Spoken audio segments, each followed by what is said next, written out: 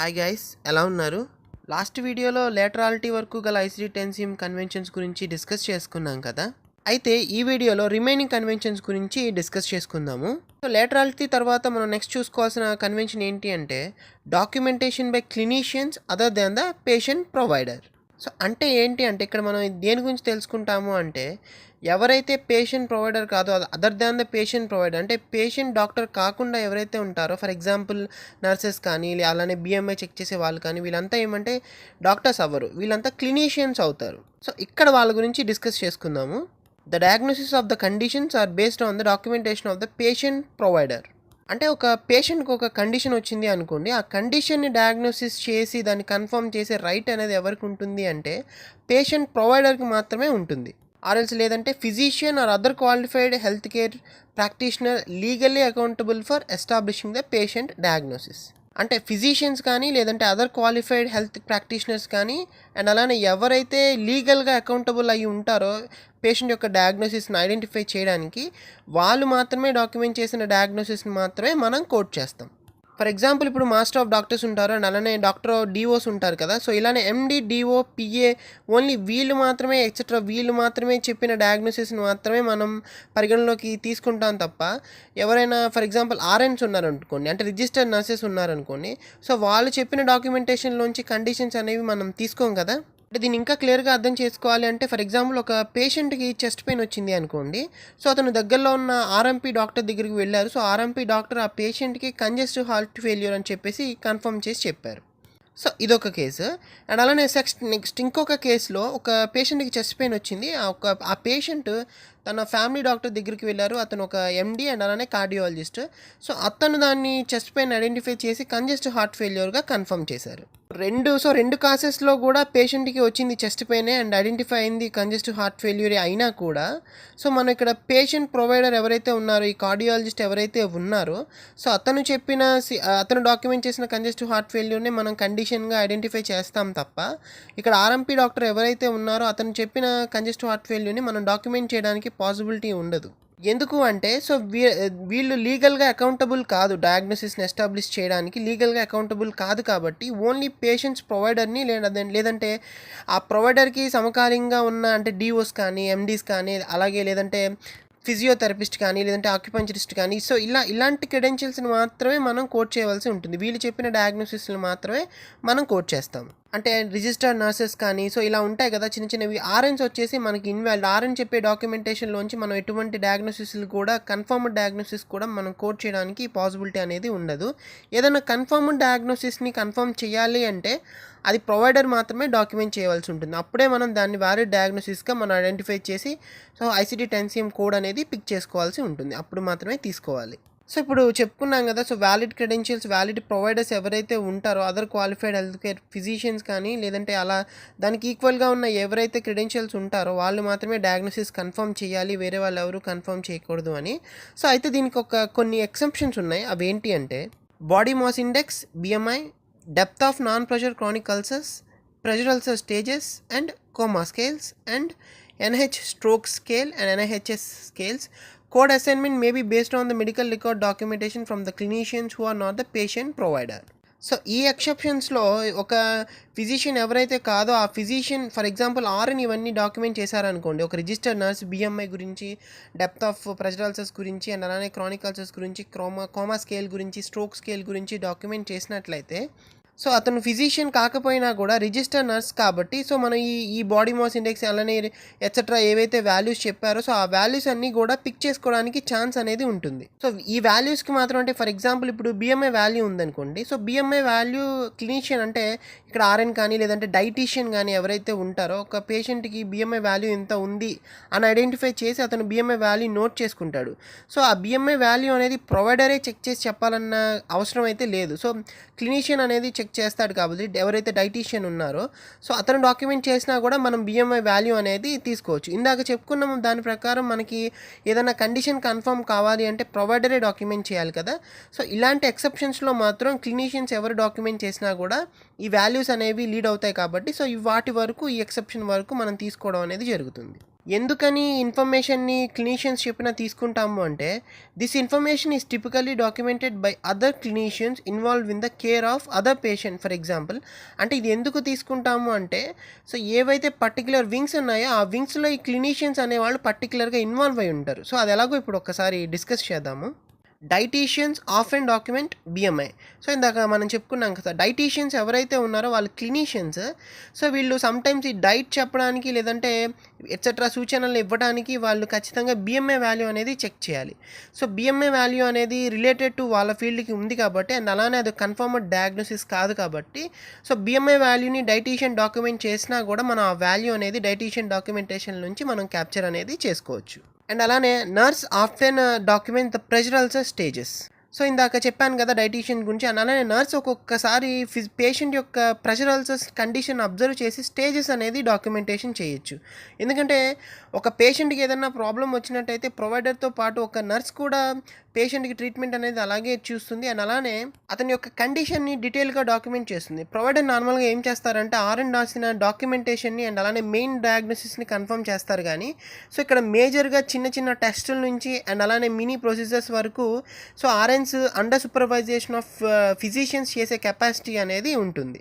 So ఇక్కడ జనరల్గా ఒక్కొక్కసారి ప్రెషర్ అల్సర్ స్టేజెస్ని నర్సెస్ కూడా డాక్యుమెంట్ చేయొచ్చు. సో ప్రెషర్ అల్సర్ స్టేజ్ అనేది ఒక కండిషనే కానీ డయాగ్నోసిస్ కాదు కాబట్టి, సో ఈ ప్రెషర్ అల్సర్ స్టేజెస్ని కూడా నర్స్ డాక్యుమెంటేషన్ నుంచి మనం తీసుకోవడం అనేది జరుగుతుంది.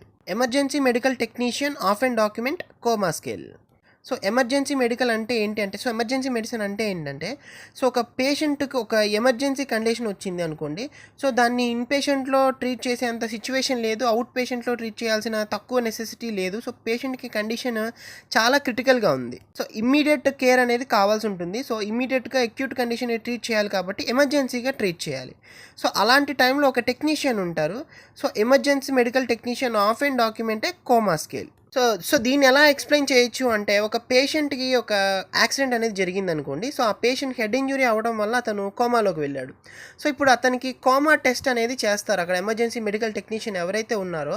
సో ఆ టెస్ట్ చేసి కోమా స్కేల్ని డాక్యుమెంటేషన్ అనేది చేస్తారు. సో ఇక్కడ కోమా స్కేల్ అనేది అతని వింగ్లోకే వస్తుంది. అండ్ అలానే అది కన్ఫర్మ్డ్ డయాగ్నోసిస్ కాదు కాబట్టి, సో ఇప్పుడు మనం ఏం చేస్తామంటే కోమా స్కేల్ యొక్క వాల్యూని మనం తీసుకోవచ్చు.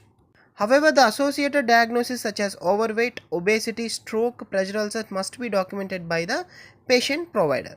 సో ఇందాక చెప్పుకున్నాం కదా, బిఎంఐ కానీ ప్రెషర్ అల్సర్స్ కానీ క్రానిక్ అల్సర్స్ కానీ అండ్ అలానే స్ట్రోక్ స్కేల్ గురించి కానీ ఇవన్నీ కూడా క్లినీషియన్స్ డాక్యుమెంట్ చేసినా తీసుకుంటామని చెప్పుకున్నాం కదా. అయితే ఈ వాల్యూస్ని మాత్రమే తీసుకోవాల్సి ఉంటుంది. సో వాటి యొక్క దానివల్ల వచ్చే మెయిన్ కండిషన్స్ని మాత్రం మనం తీసుకోకూడదు. ఫర్ ఎగ్జాంపుల్, ఇప్పుడు డైటీషియన్ బిఎంఐ వాల్యూ అనేది ఒక 40 డాక్యుమెంట్ చేశారు అనుకోండి. సో అదే డైటీషియన్ మార్బిడ్ ఒబేసిటీ అని కానీ లేదంటే ఒబేసిటీ అని కానీ డాక్యుమెంట్ చేస్తే కనుక మనం ఆ మార్బిడ్ ఒబేసిటీని తీసుకోకూడదు. ఓన్లీ బిఎంఐ వాల్యూ మాత్రమే కోట్ చేయవలసి ఉంటుంది. ఎందుకంటే మార్బిడ్ ఒబేసిటీ అనేవి డయాగ్నోసిస్ కాబట్టి, ఆ డయాగ్నోసిస్ అనేది పేషెంట్ ప్రొవైడర్ కానీ అతని other qualified health care professionals మాత్రమే డాక్యుమెంట్ చేయాలి. సో అందువల్ల సో మార్బిడ్ ఒబేసిటీని డైటీషియన్ డాక్యుమెంట్ చేస్తే మనం పిక్ చేసుకోకూడదు. అండ్ అలానే నర్సెస్ ప్రెషర్ అల్సర్ స్టేజెస్ని డాక్యుమెంట్ చేస్తే మనం ఆ స్టేజెస్ని మాత్రమే రిపోర్ట్ చేయాలి. కానీ సో ఇది ఈ ప్రెషర్ అల్సర్ అని నర్స్ డాక్యుమెంట్ చేస్తే కనుక మనం తీసుకోవడానికి పాసిబిలిటీ అనేది ఉండదు. సో అలానే ఇందాక చెప్పుకున్నాం కదా, emergency medical technician coma scales రాస్తారు అని చెప్పేసి. సో ఒక్కొక్కసారి హెడ్ ఇంజరీ అవ్వడం వల్ల ఫిజిషియన్ కోమాలోకి కూడా వెళ్తారు.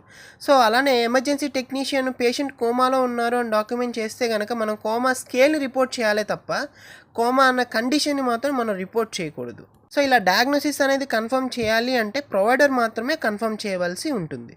అండ్ అలానే క్లినీషియన్స్ ఇంకా ఏమేమి డాక్యుమెంటేషన్ చేయడానికి వాళ్ళకి రైట్ ఉంటుంది అంటే, the social conditions of health like currently divorced homelessness code and codes from Z55 to 65 assignment may be based on the clinicals record. అంటే సోషల్ కండిషన్స్ ఆఫ్ ద హెల్త్కి సంబంధించిన కోడ్స్ అనేవి క్లినీషియన్స్ డాక్యుమెంట్ చేస్తే so మనం వాటిని report చేయడానికి possibility ఉంటుంది.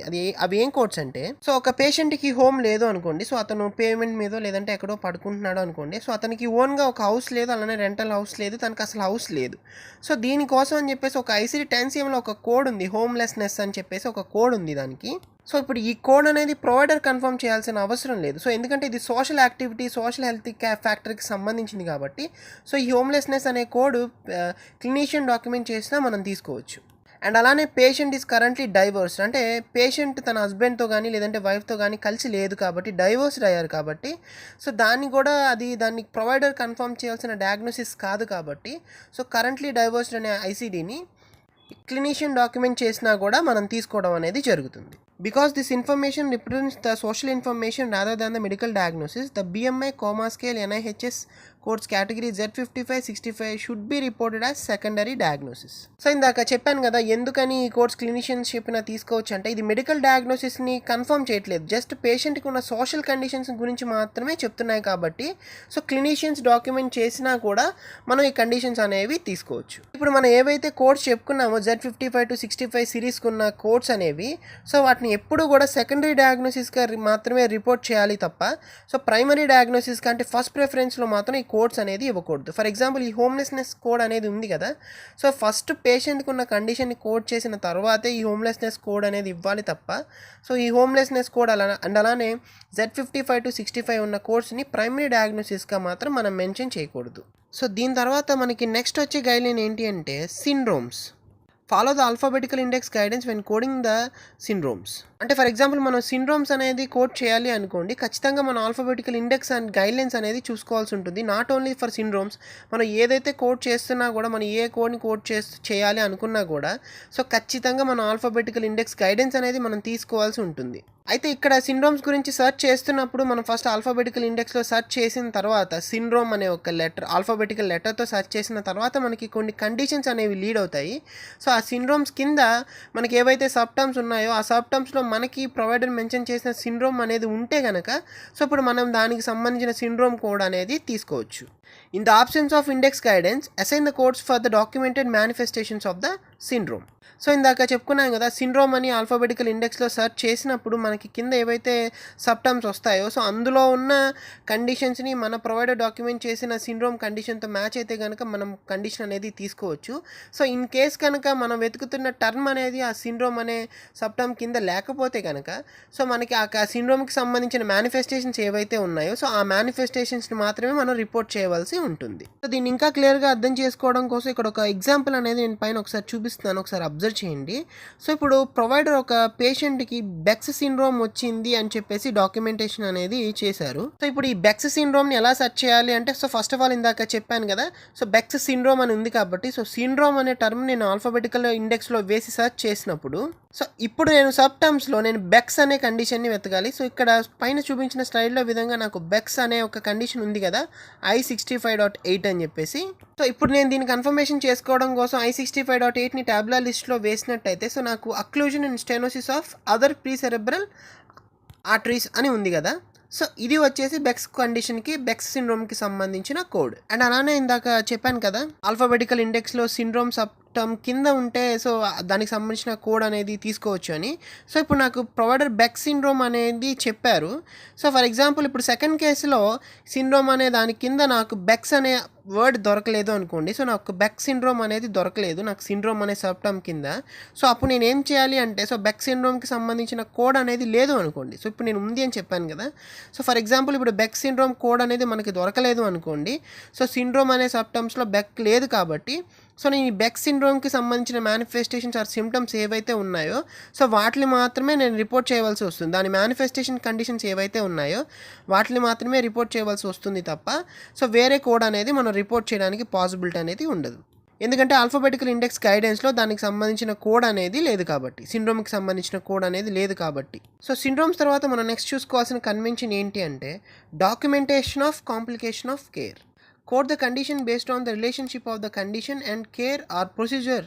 So condition అనేది మనం ఎప్పుడైనా ఎలా కోడ్ చేయాలి అంటే సో కండిషన్కి ఉన్న రిలేషన్ని అండ్ అలానే దానికి సంబంధించిన కేర్కి కానీ లేదంటే దానికి సంబంధించిన ప్రొసీజర్ ఏదైతే జరిగిందో ఆ కండిషన్కి జరిగిన ప్రొసీజర్కి లేదంటే జరిగిన ట్రీట్మెంట్కి సంబంధించిన కాంప్లికేషన్ అనేది మనం చెక్ చేసుకోవాల్సి ఉంటుంది. అంటే ఫర్ ఎగ్జాంపుల్ ఒక పేషెంట్ వచ్చారు ఒక కండిషన్తో సో ప్రొవైడర్ దానికి సంబంధించిన సర్జరీ అనేది చేశారు.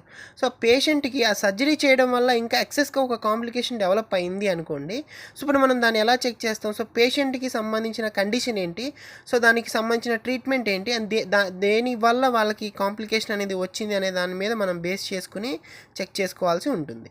సో ఇక్కడ కాంప్లికేషన్స్ ఆఫ్ కేర్ అంటే ఏంటంటే, కేర్ అంటే ప్రొవైడర్ చేసిన ట్రీట్మెంట్ అని. సో ఈ ప్రొవైడర్ చేసిన ట్రీట్మెంట్ వల్ల కానీ, లేదంటే ప్రొవైడర్ చేసిన సర్జరీ వల్ల కానీ ఏదైనా కాంప్లికేషన్స్ అనేవి అరైజ్ అయితే, సో వాటినే పోస్ట్ ప్రొసీజరల్ కాంప్లికేషన్స్ అంటాం. అంటే సర్జరీ తర్వాత జనరల్గా వచ్చే complications. It is important to note that all conditions occur during or following a medical care or surgery are classified as complications. అంటే ఏంటంటే, సో కండిషన్స్ అనేవి ఎప్పుడు వస్తున్నాయి, సర్జరీ ముందు వస్తే కనుక అది కాంప్లికేషన్ అవ్వదు. సో సర్జరీ జరుగుతుండగా ఆ కాంప్లికేషన్ వచ్చిందా, లేదంటే సర్జరీ తర్వాత కాంప్లికేషన్ వచ్చిందా, లేదంటే సర్జరీ జరుగుతుండగా ఆ కాంప్లికేషన్ వచ్చిందా అనేసి మనం చెక్ చేసుకోవాల్సి ఉంటుంది. ఫర్ ఎగ్జాంపుల్ ఒక పేషెంట్కి కెట్రాక్ట్ వచ్చింది అనుకోండి. సో కెట్రాక్ట్ వచ్చింది కదా అని చెప్పేసి ఆ ఫిజిషియన్ పేషెంట్కి సో కెట్రాక్ట్ ఎక్స్ట్రాక్షన్ అనేది చేస్తున్నారు. అంటే కెట్రాక్ట్ రిమూవ్ చేయాలని సర్జరీ ప్లాన్ చేశారు. సో సర్జరీ చేసిన తర్వాత పేషెంట్కి ఐ విజన్ అనేది పూర్తిగా పోయింది. సో ఇక్కడ ఈ కెట్రాక్ట్ సర్జరీ చేయటం వల్ల పేషెంట్కి సైడ్ ఎఫెక్ట్ అనేది వచ్చి ఐ విజన్ అనేది పోయింది కాబట్టి సో ఇక్కడ కాంప్లికేషన్ ఆఫ్ కేర్ అనేది జరిగింది. అంటే ప్రొవైడర్ ఇచ్చిన కేర్, అంటే ప్రొవైడర్ ఇచ్చిన ట్రీట్మెంట్ వల్ల ఇక్కడ సైడ్ ఎఫెక్ట్స్ అనేవి పేషెంట్కి వచ్చాయి కాబట్టి సో ఇట్లా ఈ విధంగా కాంప్లికేషన్స్ ఆఫ్ కేర్ని కానీ లేదంటే పోస్ట్ ప్రొసీజరల్ డయాగ్నోసిస్ కానీ ఐడెంటిఫై చేయవలసి ఉంటుంది. సో ఈ వీడియోకి అయితే ఇంతే గైస్, మీకు ఇది నచ్చింది అనుకుంటున్నాను. మీకు కనుక మా వీడియోస్ నచ్చినట్లయితే మా ఛానల్ని లైక్ చేయండి, షేర్ చేయండి, సబ్స్క్రైబ్ చేయడం మాత్రం మర్చిపోకండి. అండ్ అలానే నెక్స్ట్ టైం మేము వీడియోస్ అప్లోడ్ చేసినప్పుడు మీకు అవి నోటిఫికేషన్ ద్వారా తెలియాలి అంటే పక్కన ఉన్న బెల్ ఐకాన్ని క్లిక్ చేయండి. Thank you.